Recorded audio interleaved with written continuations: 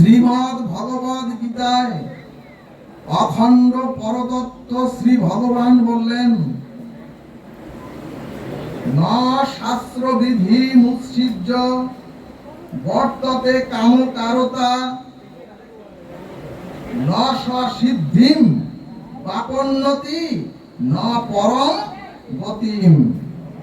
সুধীজন, ভগবান বললেন,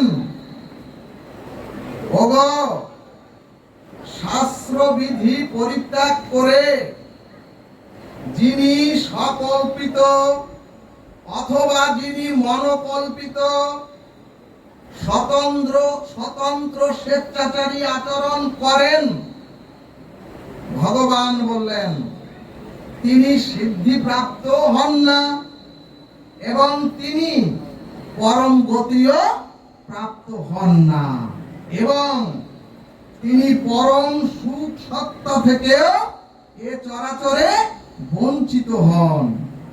সুধীজন, এখানে ভাগবত বললেন, বর্তমান অন্ধকারাচ্ছন্ন তমগুণ এবং রজগুণ প্রবাহের কালের স্রোতে এখন ৯৯% মানুষ শাস্ত্রের যথাযথ বিধি উপেক্ষা করে নিজের স্বতন্ত্র স্বেচ্ছাচারী অনুযায়ী প্রত্যেকে তার আচরণ করেন। সুধীজন, যে কারণে আজ মানুষ সংসারে, আজ মানুষ সমাজে সুখ আনন্দ থেকেও বঞ্চিত এবং এখন মানুষ পরম প্রাপ্তি থেকেও বঞ্চিত। ভগবান বললেন, ন শাস্ত্র বিধি মুৎসৃজ্য। সুধীজন, বর্তমানে শাস্ত্র আছে, বর্তমানে সাধু আছেন, বর্তমানে গুরুদেব আছেন, বর্তমানে মহজ্জন আছেন, এমনকি পিতা মাতাও আছেন। সর্বোপরি শ্রী গুরুদেব উপদেষ্টাও আছেন। কিন্তু বর্তমান কালের কবলিত হয়ে প্রায় প্রতিটি মানুষ বলতে শুরু করেছেন, আমি আমার স্বতন্ত্র মতে চলি। প্রতিটি মানুষ বলতে শুরু করেছেন, আমি আমার নিজস্ব স্বতন্ত্র মতে চলি।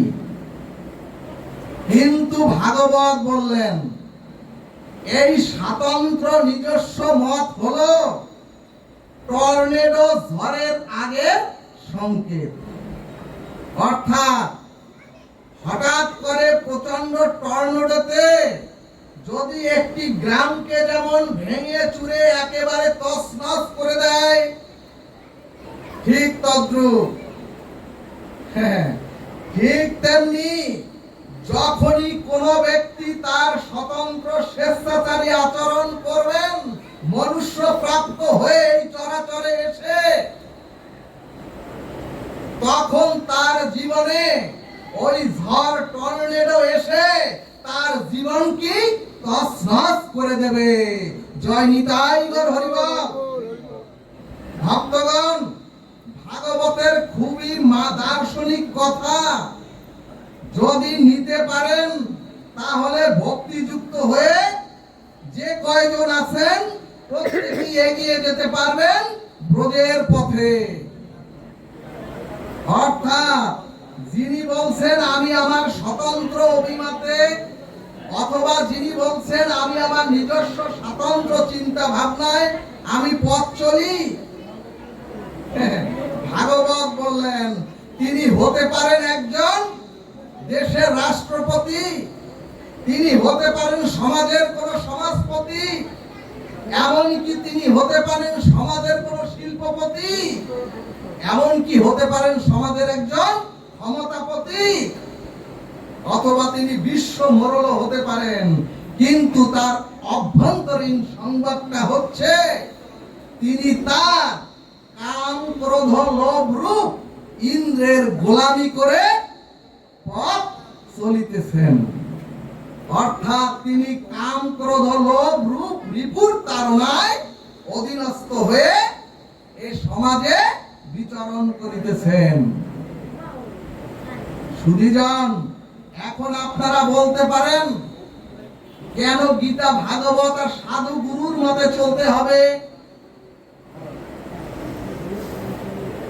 ভক্তগণ, পঞ্চবটী বনে আগত মহাবিপদ সংকেত বুঝতে পেরে লক্ষণ ঠাকুর মা জানকীকে বললেন, ও মা, আমি একটি তোমাকে গণ্ডি দিয়ে দিলাম। ও মা, তুমি ভুলেও কৃপা করে এই গণ্ডির বাহিরে পা বাড়িও না। কিন্তু সুধীজন, এখন একটা প্রশ্ন আসতে পারে, লক্ষণের ওই গণ্ডিটা কি? ভক্তগণ, কুটি দশানন রাবণেরও কোনো ক্ষমতা ছিল না। ওই গণ্ডির বাইরে যদি মা জানকী একটা পা না বাড়াতেন, পৃথিবীর ভক্তি রূপ সীতাকে কোন কুটি দশাননেরও সাধ্য ছিল না হরণ করা। সুধীজন, গণ্ডির বাহিরে এক পা দেওয়ার সাথে সাথে রাবণ শক্তিমত্তায় ভক্তি দেবী অর্থাৎ সীতাকে হরণ করে নিলেন। কিন্তু সাধুজন, সাধুগুরু শাস্ত্রের গণ্ডির মধ্যে যদি আপনারা, আমি এবং ওই সীতারূপ ভক্তিও থাকতেন, কুটি দশাননেরও সাধ্য ছিল না ভক্তিকে হরণ করার। সুধীজন, ভাগবত সিদ্ধান্তে বললেন, ওগো, লক্ষণের ওই গণ্ডিটাই ছিল শাস্ত্রের বিধি বা শাস্ত্রের মর্যাদা। এরপরে চৈতন্য ভাগবত দৃষ্টান্তে বললেন, ওই রাবণ রূপ অসৎসঙ্গ এখন চরাচরের সমস্ত জীবকে আমাদেরকেও হরণ করে পতনের দিকে নিয়ে যাচ্ছে, এবং আমরা গণ্ডি পার হওয়ার জন্য এমন এক প্রতিযোগিতায় প্রত্যেকে নেমেছি, অর্থাৎ কে কত শাস্ত্রের নিয়ম ভাঙতে পারি সেই প্রচেষ্টায় আমরা নিয়েছি। 3 বেলা ভোজন আছে, কিন্তু ভজনের বেলায় কেউ নাই। সুধীজন, এই কারণেই ভাগবত সিদ্ধান্তে বললেন, ওগো, বেশি লাগবে না, স্বল্প ধর্মস্য ত্রায়তে মহা ভয়াৎ। ভাগবত বলছে, কি বললেন ভাগবত? যদি স্বল্প পরিমাণেও কেহ চরাচরে দুর্লভ মনুষ্য প্রাপ্ত হয়ে ধর্মকে আশ্রয় প্রতিপালন করেন, তাহলে তার মহা ভয় হতেও তিনি পরিত্রাণ পান। এই কারণেই কৃষ্ণ দ্বৈপায়ন বেদব্যাস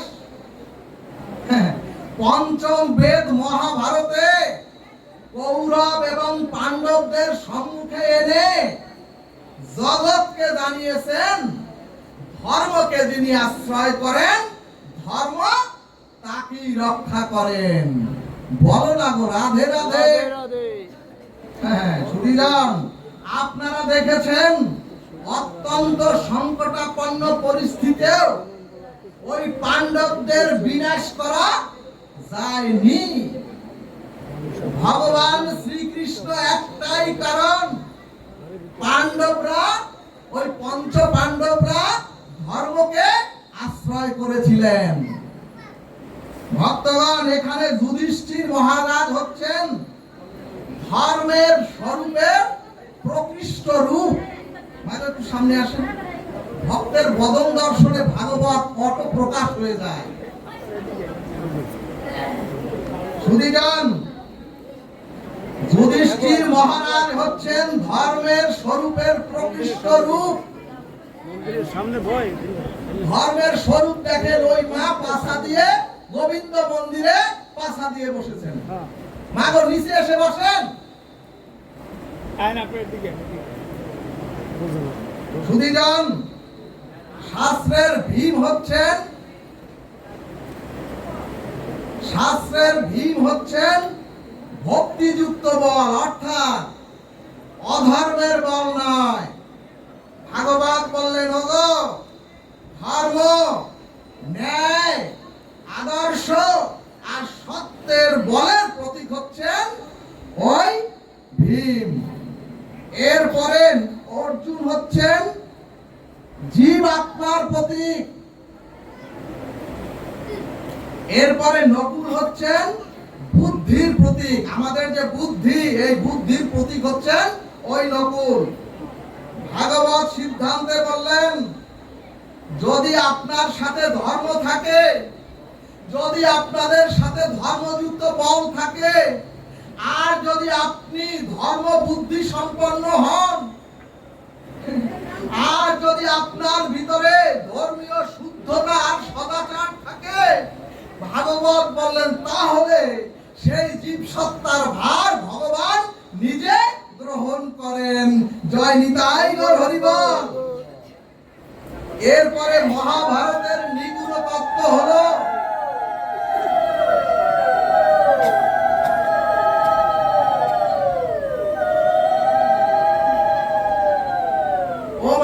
এরপরে মহাভারতের নিগূঢ় তত্ত্ব হলো পঞ্চ পাণ্ডবদের সাথে আর একটি শক্তি ছিল, এবং সেই শক্তিযুক্ত না হলে পঞ্চ পাণ্ডবরা ওই কুরুক্ষেত্রের ময়দানে বিজয়ী হতে পারতেন না। সেই শক্তিটাই হলো দ্রৌপদী বা পাঞ্চালী। সুধীজন, শাস্ত্রের নিগূঢ় তত্ত্ব হলো ওই পাঞ্চালী বা দ্রৌপদীর অর্থ হলো, আবিধানিক অর্থ হলো, ওই দ্রৌপদী হলো দয়ার প্রতীক, করুণার প্রতীক হলো ওই দ্রৌপদী। ভক্তগণ, আমাদের এই দেহের মধ্যে হলো বৃন্দাবন, এবং এই দেহরূপ বৃন্দাবনের মধ্যেই আছে ভক্তি, এই ভক্তির যমুনা। এবং এই ভক্তির জন্য কোথাও আপনাদের যেতে হবে না। এই ভক্তির জন্য যে কর্মে দিয়ে আজকে শ্রবণ করিতেছেন, এই কর্মটাকে শুধু একটু উন্মুক্ত রাখুন, একটু সংকল্প চিত্তে ভাগবতে বসুন। সুধীজন, আমাদের দেহের মধ্যে কৌরব আর পাণ্ডব সব। তাহলে মাগো দ্রৌপদী হলেন দয়া বা করুণার প্রতীক। তাহলে কি বললেন ভাগবত? যদি আপনার সাথে ধর্ম থাকে, আপনি যে ধর্ম করেন, যদি ধর্ম থাকে, ওই ধর্ম জাগৃত হতে পারবে না, ওই ধর্ম প্রতিষ্ঠিত হতে পারবে না, যদি ওই ধর্মের সাথে আপনার দয়া করুণা যুক্ত না থাকে। সুধীজন, যত বড় বলশালী হন আপনি, যত বড় বলশালী আপনি হন, ওই বলে কিচ্ছু হবে না যদি ওই বলের সাথে দয়া করুণা যুক্ত না হয়। ওই ধর্মে কোনো প্রতিষ্ঠা পাবে না, সমাজে সংসারে প্রতিষ্ঠা পাবে না, মঙ্গল প্রতিষ্ঠা পাবে না যদি ধর্মের সাথে দয়া করুণা যুক্ত না থাকে। সুধীজন, এরপরে হলো সুমেধা বা সুবুদ্ধি। ওই সুবুদ্ধির সাথে যদি দয়া করুণা না থাকে, ওই সুবুদ্ধির দ্বারা সুন্দরতা এ সমাজে প্রকাশিত হবে না। অর্থাৎ আপনার যত বুদ্ধি থাকুক, যত সুমেধা থাকুক, যদি দয়া করুণা যুক্ত না থাকে, আপনি কোন সুন্দর প্রকৃত সুন্দরী নন। যদি সেই সুবুদ্ধি আর সুন্দরের সাথে করুণা না থাকে। অর্থাৎ সুধীজন, দ্রৌপদী রূপ দয়া করুণা পঞ্চ পাণ্ডবদের সাথে ছিল বিধায় ওই পঞ্চ পাণ্ডব বিজয়ী হয়েছে। কারা বিজয়ী হয়েছে? ধর্ম, ধর্ম, তারপরে মেধা, তারপরে বুদ্ধি, তারপরে আপনার সুন্দর, সব বিজয়ী হয়েছে ওই কুরুক্ষেত্রের ময়দানে। এই কারণেই ভাগবত বললেন, যদি জীবের দুঃখে, অপরের দুঃখে যদি আপনার হৃদয় না কাঁদে, অন্যের কষ্টকে যদি নিজের কষ্ট না মনে করতে পারেন, আর পরের বিপদকে যদি নিজের বিপদ মেনে না নিতে পারেন, অর্থাৎ এই দয়া করুণা যতদিন আপনার মধ্যে না আসবে, ততদিন আপনার মধ্যে প্রকৃত ধর্ম প্রতিষ্ঠা হবে না। বলো না গো, রাধে রাধে। ভক্তগণ, পঞ্চ পাণ্ডবদের স্ত্রী দ্রৌপদী এর প্রকৃত অর্থ হলো কি? জিজ্ঞেস করে না? জিজ্ঞেস করে না? 5 জনের একজন বউ হয় কি করে? শোনো, উত্তর দিবা। সুধীজন, পঞ্চ পাণ্ডবদের স্ত্রী দ্রৌপদীর প্রকৃত অর্থ হলো ধর্ম, বল, মেধা, বুদ্ধি আর সত্য সুন্দর। ভাগবতকে কখনো ই করবেন না। সুধীজন, ধর্ম, বল, মেধা, রাধে রাধে রাধে, মেধা, বুদ্ধি আর সত্য সুন্দর, এই 5টি গুণ শক্তির সাথে যদি দয়া করুণা যুক্ত হয়, তাহলেই তারাই বিশ্বজয়ী হয় এ মহাসংসারে, এবং তারাই মহাপ্রস্থানের পথে চলে যায়। জয় নিতাই গৌর সীতানাথ প্রেমানন্দে। হরি হরি বল।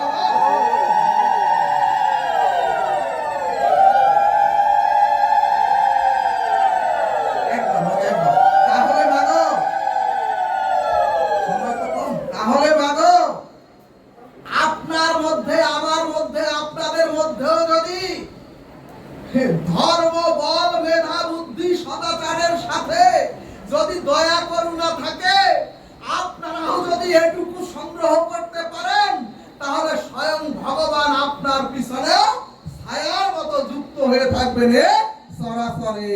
ভালো লাগো, রাধে রাধে রাধে রাধে।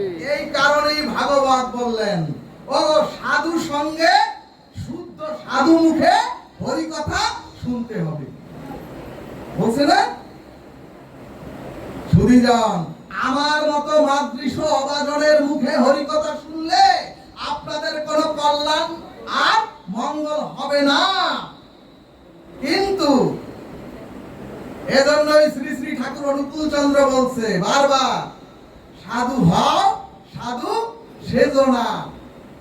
ভাগবত বলেন, ওগো, সাধু কোনো ব্যক্তি, সাধু কোনো রূপ নয়, সাধু হলো একটা ভাব।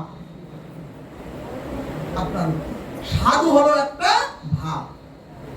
সুধীজন, বাহিরের তিলক মালা ধুতির রূপে কোনো সাধু সাধুত্ব নয়, সাধু হচ্ছে একটা ভাব।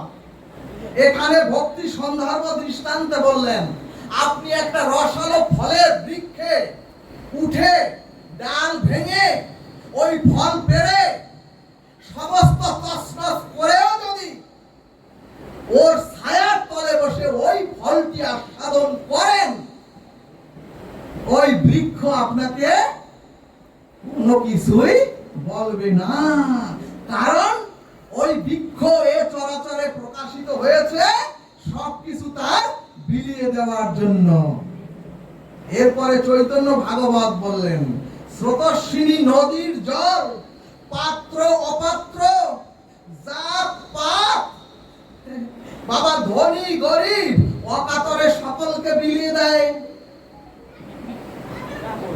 ভাগবত সিদ্ধান্তে বললেন, ওগো, সাধুর মূল লক্ষণ হলো সাধুর জীবন যৌবন, সাধুর নিঃশ্বাস প্রশ্বাস যদি জগতের হিত আর পরের মঙ্গলের বা কল্যাণের জন্য ব্যয় হয়, তিনি হলেন এ চরাচরে সাধু। এরপরে ভক্তি, হরিভক্তি বিলাস বললেন। কোন প্যান্ট শার্ট পরা লোকের ভাব যদি জগতের হিত আর কল্যাণের জন্য হয়, তাহলে তিনিও হলেন প্রকৃত সাধু। কিন্তু আমার মতো পোশাক পরে যারা পরহিতের চিন্তা করেন না, আমার মতো সাধু সেজে যারা অপরের দুঃখে নিজের হৃদয় কাঁদে না, পরের মঙ্গলের চিন্তা যিনি করেন না, দৃশ্যমান তাকে সাধুর বেশ দেখলেও তিনি প্রকৃত সাধু নয়। এই জন্যই চৈতন্য চরিতামৃত বললেন সর্বহিতে রতা। যার প্রতিটি ক্রিয়া প্রতিক্রিয়া, যার প্রতিটি নিঃশ্বাস, যার প্রতিটি বলা কয়া এবং প্রতিটি যার কল্যাণে ব্যয় হয়, জগতের কল্যাণে যার নিঃশ্বাস প্রশ্বাস ব্যয় হয়, তিনি হলেন সাধু। এরপরে শ্রীমদ্ ভগবদ গীতায় 11 অধ্যায়ে বিশ্বরূপ দর্শন যোগের 54 নম্বর শ্লোকে ভগবান বললেন, জ্ঞাতুম দ্রষ্টুম চ তত্ত্বেন প্রবিষ্টুম চ পরন্তপ। অর্থাৎ ভগবান বললেন, প্রথমে আমাকে জানো। আগে ভক্ত হওয়া লাগবে না, আগে ভদ্র হও। ভগবান বললেন প্রথমে আমাকে জানো, তারপর দ্বিতীয়ত বলল আমাকে দর্শন করো, তত্ত্বেন, আমাকে তত্ত্ব জানো, আমাকে দর্শন করো। সর্বোপরি তোমার অপরাক্ষ অনুভূতির দ্বারা তুমি আমার মধ্যে প্রবেশ করো। এখানে ভাগবত সিদ্ধান্তে বললেন, আমরা ঈশ্বর সত্যকে স্বীকার করে মানি। আমরা সকলে বৈষ্ণব বলেন, মতুয়া বলেন, আর ব্রহ্মচর্য বলেন, আর ওই সাহিত্যক বলেন, যা বলেন, সে কিন্তু ভগবানকে মানে। কিন্তু আমরা প্রত্যেকে ভগবান কে তাই আমরা জানি না। শুধিজন, ঈশ্বর সত্তাকে স্বীকার করে মানি, কিন্তু স্বরূপত তত্ত্বত অখণ্ড পরতত্ত্ব ভগবানকে আমরা সকলে জানি না। এখানে ভাগবত শাস্ত্র বললেন, ঈশ্বর হচ্ছেন অনন্ত বিশ্ব ব্রহ্মাণ্ডের সকল অণু পরমাণুতে ব্যাপ্ত এবং স্থিতি এবং বর্তমান।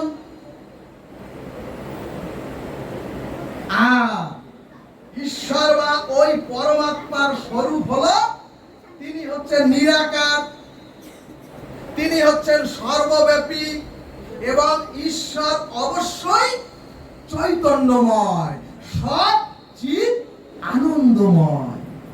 অবশ্যই ভগবান চৈতন্যময়। এখন প্রশ্ন, যিনি যে বস্তু চেতন, তিনি তো সব দেখেন। যিনি সকল পরিচালনা করেন, তিনি তো সকল কিছু নিয়ন্ত্রণ। এখানে গীতা শাস্ত্র বললেন, স্থানং নিধানং বীজম অব্যয়ম। কি বললেন? ভগবান বললেন, আমি সমস্ত সৃষ্টির অব্যয় বীজ। এখানে ভাগবত বললেন, যিনি সৃষ্টি করেন, যিনি প্রতিপালন করেন, তিনি তো সমস্ত কর্মের, আমাদের সকল কর্মের তিনি সাক্ষী স্বরূপ। এখন প্রশ্ন, যিনি ঈশ্বরকে এভাবে জানেন, যিনি এভাবে ঈশ্বরকে মানেন, তিনি যদি শাস্ত্রীয় শুভমঙ্গল সৎকর্ম এ চরাচরে এসে করেন, তাহলে তার অবশ্যই শুভ ফল হবে। আর যদি তিনি অশাস্ত্রীয়, অমঙ্গল গর্হিত কাজ, অমানবিক অশাস্ত্রীয় কর্ম করেন, তার জন্য তার প্রারব্ধ কর্মফল অবশ্যই তাকে ভোগ করতে হবে। তাহলে সুধীজন, যদি আমরা সত্যি ভাবে জানতাম ঈশ্বর সাক্ষী স্বরূপ, যদি সবাই আমরা চরাচরের এভাবে জানতাম সমস্ত কর্মের নিয়ন্ত্রণ হচ্ছেন একমাত্র ভগবান, তাহলে আমাদের দ্বারা এ চরাচরে মনুষ্য প্রাপ্ত হয়ে এসে অশাস্ত্রীয় গর্হিত কাজ আর কখনো হতো না। জয় নিতাই গৌর হরি বল। তার মানে বাবা, তার মানে যারা বলছে আমরা ভগবানকে জানি, তাহলে তিনি প্রকৃত ঈশ্বরকে এখনো জানেন না। ভক্তগণ, ঈশ্বরকে জানা মানে চেতন সত্তাকে জানা, ঈশ্বরকে জানা মানে তত্ত্বকে জানা। আর যদি কেউ চেতনকে জানে, আর যদি তত্ত্ব তো একবার ভগবানকে কেউ একবার জানে, তাহলে সর্বভূতের সাক্ষী স্বরূপ ওই এই পৃথিবীতে তিনি আর কখনো কোনো গর্হিত কাজ করতে পারেন না। জয় নিতাই গৌর হরি বল। এখানে ভগবানকে জানার একটা দৃষ্টান্ত দিলেন ভগবান। ধরুন ওই বিদ্যুতের তার, ওখানে যদি লিকেজ থাকে, আর যদি কেউ অজ্ঞাত মানে অজ্ঞ হিসেবে যদি কেউ ওই লিকেজে হাত দেন, তাহলে তার অবশ্যই বিদ্যুৎ নিষ্পৃষ্ট হয়ে তিনি নিচে পড়ে ছটফট করবেন। এখন যদি ওই লিকেজে আপনাদেরকে কেউ হাত দিতে বলি, আপনারা তা কেউ দেবেন না। কারণ কি, কেন দেবেন না? আপনি জানেন ওই তারের লিকেজে ছিদ্র আছে বা লিকেজ আছে, এবং আপনি জানেন ওই তারের লিকেজে হাত দিলে অবশ্যই বিদ্যুৎ স্পৃষ্ট হয়ে আমাকে ছটফট করতে হবে, মৃত্যু হতে পারে। এই জন্য আপনি কেউ ওইটায় হাত দেবেন না। সুধীজন, ঠিক তেমনি মাগো, ঠিক তেমনি যিনি ঈশ্বরকে জানেন, তিনি শাস্ত্র বহির্ভূত প্রবৃত্তি মার্গে, প্রবৃত্তি আর নিবৃত্তি, প্রবৃত্তি মার্গের কোন কর্ম করতে যাবেন না, এবং এর মানেই হচ্ছে প্রকৃত ঈশ্বরকে জানা। এরপরে হরিভক্তি বিলাস বললেন, যদি কোন ক্ষুধার্ত বুভুক্ষ ব্যক্তিকে উপাদেয় সুস্বাদু খাদ্য আপনারা দেন, আর ওনাকে দেখিয়ে যদি জ্ঞাত সারে ওই খাদ্যের মধ্যে বিষ মিশ্রিত করে দেন, তাহলে অনেক আস্বাদ্য খাদ্য হলেও ওই ব্যক্তি বুভুক্ষ মানে ক্ষুধার্ত হলেও জেনে শুনে বিষ মিশ্রিত অসাধ্য খাবার কেউ খাবে? কারণ তিনি জানেন ওই বিষে তার ওই খাদ্যে বিষ মিশ্রিত আছে এবং ওটা খেলে বিষক্রিয়া হবে। উনি জানেন বিধায় কোন ক্ষুধার্ত ব্যক্তি ওই বিষ মিশ্রিত সুস্বাদু খাদ্য গ্রহণ করবেন না। কিন্তু এই জন্যই আমাদের দুর্দশা, কবিগুরু রবীন্দ্রনাথ ঠাকুর এক লাইনে লিখে গিয়েছেন, আমি জেনে শুনে বিষ করেছি পান। ভাগবত চূড়ান্ত ভাবে দৃষ্টান্তে বললেন, একটি উর্বর ভূমিতে উর্বর শস্য খেতে কাটার বীজ বপন করে যদি আপনি ওই কাটার বীজ থেকে সুগন্ধি ফুল ফল আপনি চান, ভাগবত বললেন কাটার বীজ থেকে তো কখনো ফুল ফল হয় না। শাস্ত্র বললেন বীজ রচনা করলেন তো এক প্রকার, আর আপনি যদি চান ফল আর এক প্রকার, সেটা তো হবে না। সুধীজন, অর্থাৎ অশাস্ত্রীয় দুষ্কর্ম করে যদি ফসল চাই মঙ্গল, অশাস্ত্রীয় দুষ্কর্ম করে যদি চাই সংসারে শান্তি, সেটা তো সম্ভব না। সুধীজন, এরপরে ভাগবত বললেন, আচ্ছা আপনারা ভাবলেন ওই শস্য খেতে ভুল করে কাটার বীজ বুনেছি, ওখানে 7 দিন ভাগবত দেব। ভুল করে কাটার বীজ বুনেছি, এখন এই 3 দিন 5 দিন 7 দিন হরিনাম দেব। কত টাকা পয়সা নাই ভাবতে পারেন, তাহলে গঙ্গা জল দিয়ে ওই ভূমিটা একেবারে ডুবিয়ে দেব। ভাগবত বললেন, যত গঙ্গা জল দাও আর যত হরিনাম করো আর যত ভাগবত দাও, ওই কাটার বীজ থেকে তো কখনো ভুল হবে না। ভাগবত বললেন, আদৌ সম্ভব নয়। কাটার বীজ ক্ষেত্রে গঙ্গা জল হরিনাম ভাগবত পাঠ দিলে ওই ভূমির বাতাবরণটা শুদ্ধ হবে, পবিত্র হবে, কিন্তু কাটার বীজ থেকে কখনোই ভুল ফল রূপান্তরিত হবে না। ঠিক তেমনি আমরা আমাদের জীবনে যা যা কর্ম করে যে যে বীজ বপন করেছি, আমরাও তাই ফল পাব।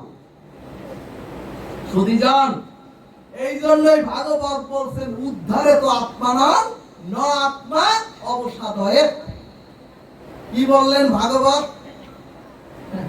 নিজেকে নিজে উদ্ধার করো। ওগো, তোমরা কারো উপরে তোমার উদ্ধারের ভার রেখো না।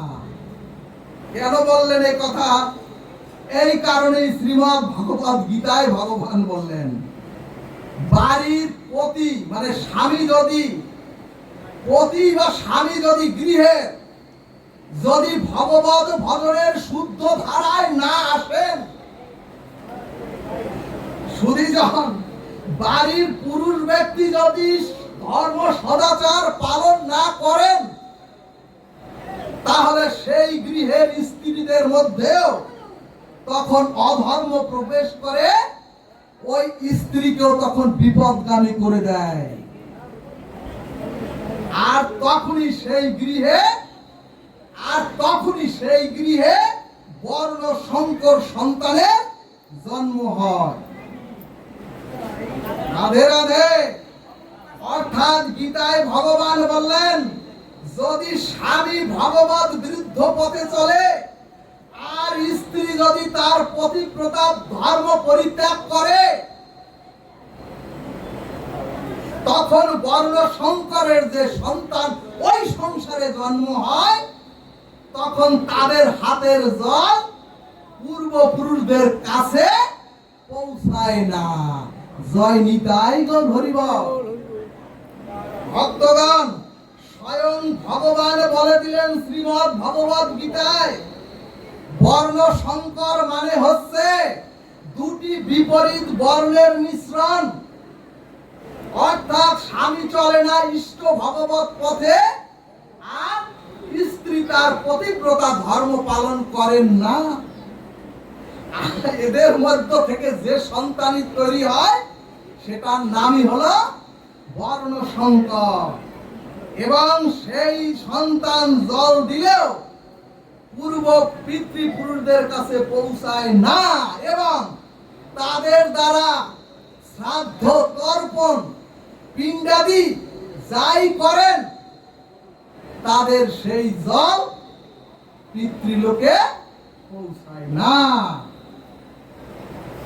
এই কারণেই ভাগবত বললেন, ওগো পাপ আর পুণ্য এ দুটোই হলো ক্ষয়িষ্ণু আর ক্ষয়শীল। মুক্তির পথ বললেন ভাগবতের পরে। পাপ আর পুণ্য দুটোই ক্ষয়িষ্ণু ক্ষয়শীল। অর্থাৎ যখন রোগ শোক দুঃখ যন্ত্রণা আসে, তখন নিদারুণ কর্মফলের প্রায়শ্চিত্তের দ্বারা মানব দেহের পাপ ক্ষয় হয়ে যায়। আর যখন অন্যদিকে যখন একটু দান ধ্যান করেন বা পুণ্যাদি ক্রিয়ার দ্বারা যে পুণ্য হয়, ওই পুণ্যটা যখন সংসারে বা সমাজে যখন সুখ ভোগ করেন, তখন ওই পুণ্য ক্ষয় হয়ে যায় সুখ ভোগের দ্বারা। এই কারণে ভাগবত সিদ্ধান্তে বললেন, পাপ পুণ্য দুটোই ক্ষয়শীল ক্ষয়িষ্ণু। কিন্তু অক্ষয় অবিনাশী হলো ভগবানের ভজন রূপ এই ভক্তি।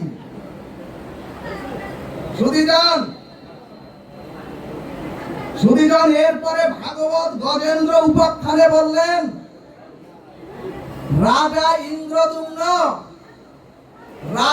ইন্দ্রদুম্ন আপনাদের মতো গুরুদেব অগস্ত্য ঋষির চরণে সমর্পিত হয়ে রাধা মাধবের ভজনে রত ছিলেন এবং কালক্রমে একদিন সেই রাজা ইন্দ্রদুম্নের ভজন স্থলে এসে অগস্ত্য ঋষি এসে রাজা দুম্নের ভজন স্থলিতে এসে উপস্থিত হলেন। কিন্তু সুধীজন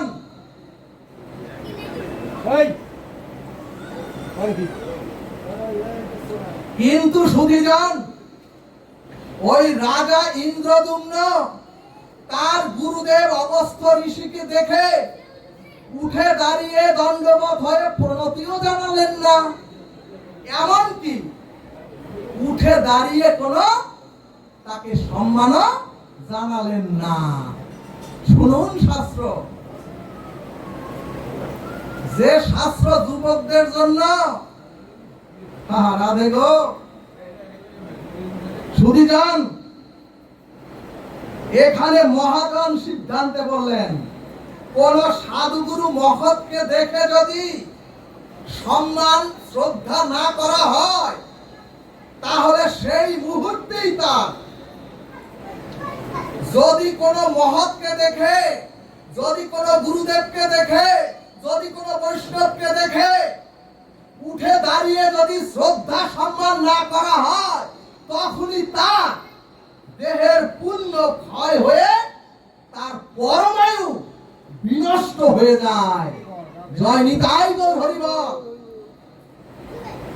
এবং সুধীজন পুণ্য ক্ষয়ে জীবের দেহ পাপে পূর্ণ হলেই, পুণ্য ক্ষয় হয়ে জীবের দেহ যখন পাপে পূর্ণ হয়ে যায় তখনই তার মনুষ্য জন্মটা হারাতে হয়।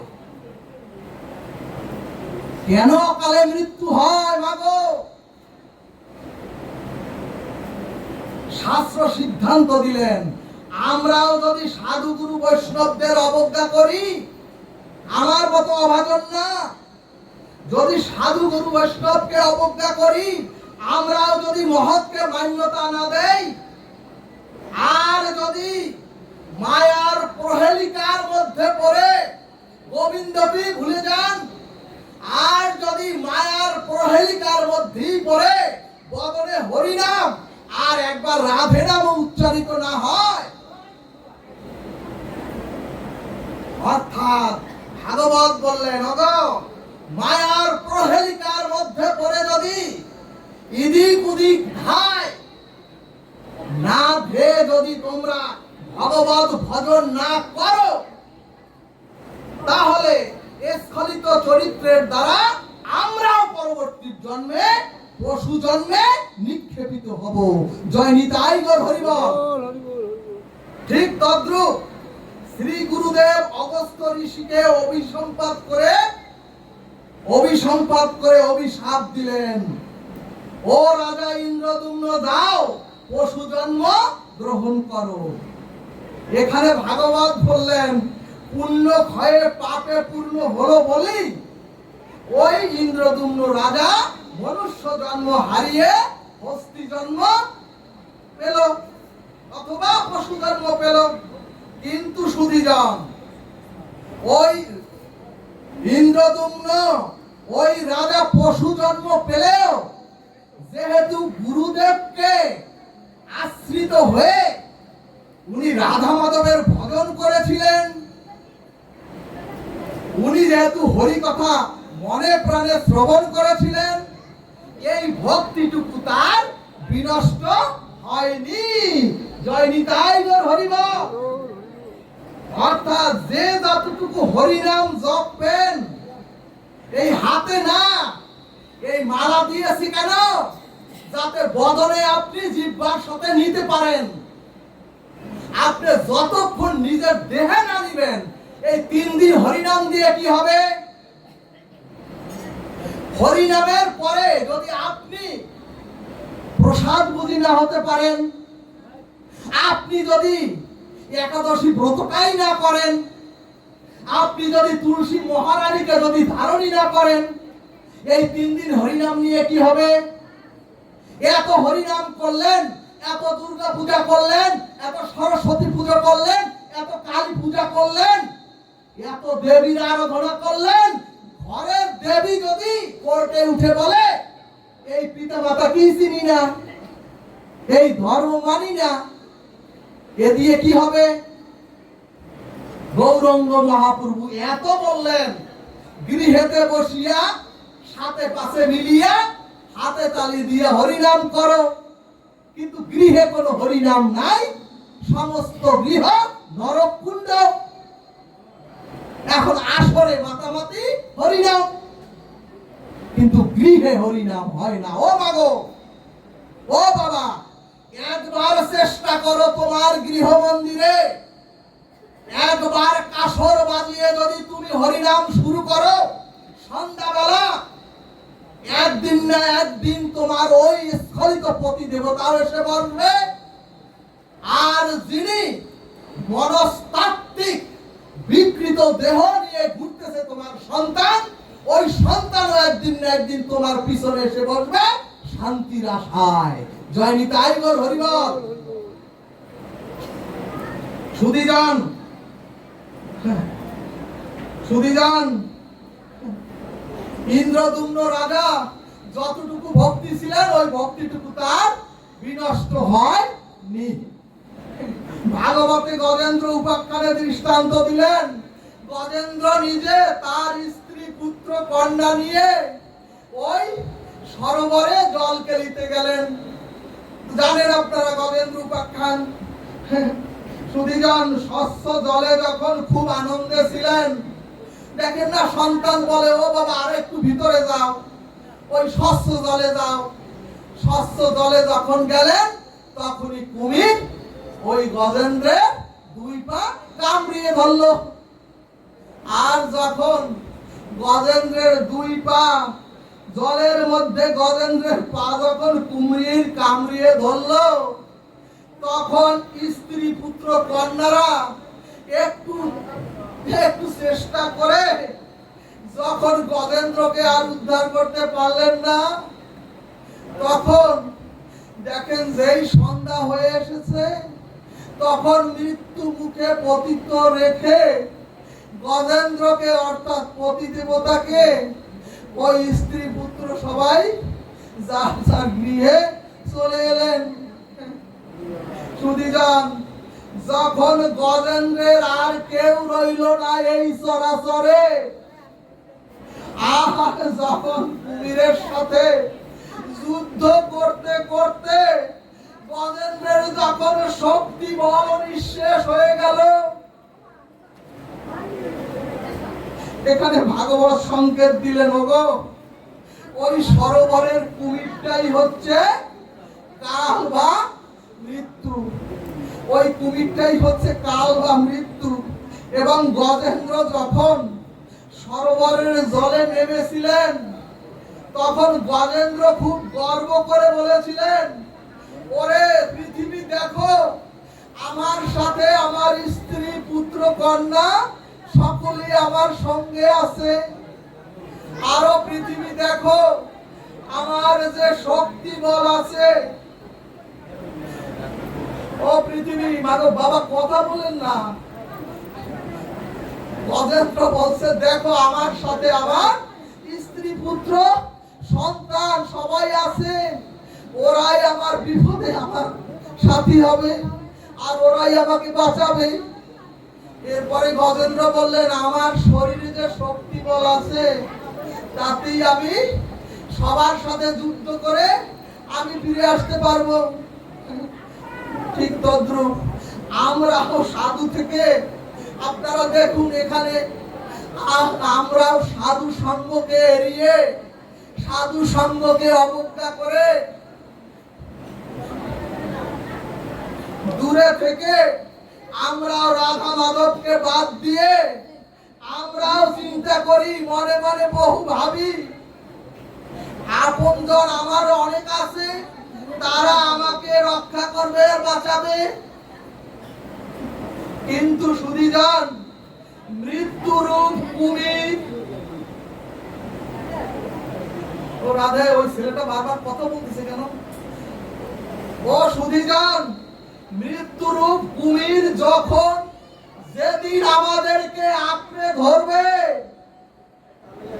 ও মাগো, যেদিন মৃত্যুরূপ মহাকাল আমাদের সম্মুখে এসে বিভৎস হয়ে দাঁড়াবে,